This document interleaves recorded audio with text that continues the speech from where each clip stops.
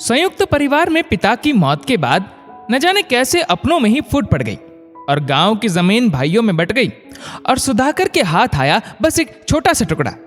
सभी भाइयों में छोटा था, थोड़ा भोला भी था। बड़े भाइयों ने अपनी मीठी बातों से उसे ऐसे उलझाया कि उसके हिस्से लगभग ना के बराबर आया। पत्नी और 2 बच्चों के लिए 2 वक्त का भोजन भी जुटा पाना दुभर हो गया। पत्नी तारा ने शहर जाने का सुझाव दिया।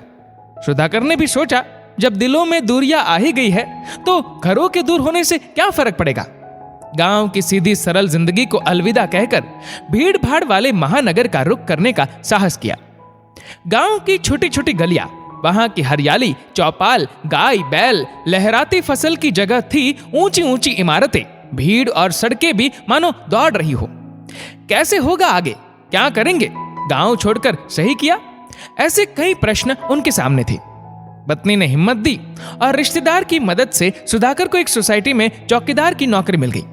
पत्नी ने खाना बनाने का काम ले लिया। कुछ 2-3 साल बीत गए। उनकी कड़ी मेहनत, आपसी तालमेल और ईमानदारी उन्हें आर्थिक रूप से सबल करने लगी। बच्चे भी 7वीं और 10वीं में पहुंच गए। बेटी सुनैना, जो अब तक प्राइवेट से परीक्षा दे रही थी, उसका भी दाखिला स्कूल में करवाया। कर्मठ लोगों की मदद सभी करते हैं। कुछ किताबें और फ्री कोचिंग का भी इंतजाम हो गया। 10 साल बीत गए।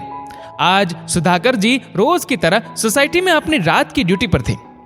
उनका बेटा साइकिल से आया और अपने पिता को रात के खाने का डिब्बा देते हुए बोला, पापा आज पूरी बनी है, सब गर्म है, आप जल्दी खा लो। सुधाकर अपने काम के प्रति निष्ठावान थे। उन्होंने बच्चों को बहुत अच्छे संस्कार दिए और पत्नी का साथ तो हमेशा मिला और आज उनके चेहरे पर गर्व साफ दिखाई देता था। उन्होंने बेटे के हाथ से टिफिन लिया और हाथ धोकर भोजन किया और आदत के अनुसार ईश्वर का धन्यवाद किया। अभी वे टिफिन बंद कर अपनी जगह पर बैठ रजिस्टर में कुछ लिख ही रहे थे कि डॉक्टर तनुजा जी आई और उन्होंने सुधाकर के हाथ में रुपए देते हुए कहा, ये लीजिए ट्यूशन की फीस, आपकी बेटी को देती हूं तो कहती है पापा को दीजिए। सुधाकर जी ने मुस्कुराते हुए फीस के पैसे ले लिए और बोले, जी मेरी बेटी आपकी बिटिया को अच्छे से पढ़ाती है ना। डॉक्टर बोली, अरे बहुत ही अच्छे से पढ़ाती है वो, आपकी बेटी बहुत होशियार है। सुधाकर जी ने कृतज्ञ भाव से कहा, जब हम गांव छोड़कर यहां आए तब आप सबने मदद की और मेरी बेटी कॉलेज पास कर पाई और टीचर बन पाई। आप लोगों ने उसे सोसाइटी में आप लोगों के बच्चों को पढ़ाने का अवसर दिया, इसके लिए आप लोगों का बहुत धन्यवाद है।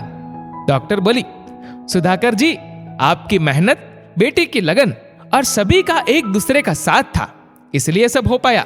हम तो मात्र जरिया है, बाकी तो आप लोगों की मेहनत है। सुधाकर जी संतुष्ट भाव से जब सुबह घर पहुंचे तब पत्नी तारा पूजा कर रही थी। उन्होंने कहा, तारा गांव की बहुत याद आती है, लेकिन शहर के लोग भी बहुत भले हैं। मैं जब भी बच्चों को देखता हूं तब लगता है कि शायद ठीक ही किया जो शहर आ गया, वरना अपनी मिट्टी को खोना किसे भाता है।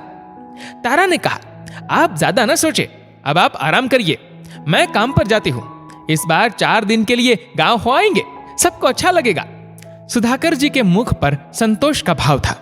मित्रों, परिस्थिति प्रतिकूल हो जाए तो एकजुट होकर उसका सामना करना चाहिए। अच्छे कर्म का फल सदा अच्छा ही मिलता है।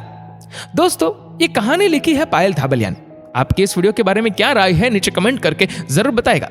और वीडियो अच्छा लगा हो तो वीडियो को लाइक करिएगा, शेयर करिएगा ज्यादा से ज्यादा लोगों तक। और ऐसे ही और भी इंस्पिरेशनल वीडियोस के लिए सब्सक्राइब करें हमारे यूट्यूब चैनल को और फेसबुक पर फॉलो करें हमारे पेज को। धन्यवाद।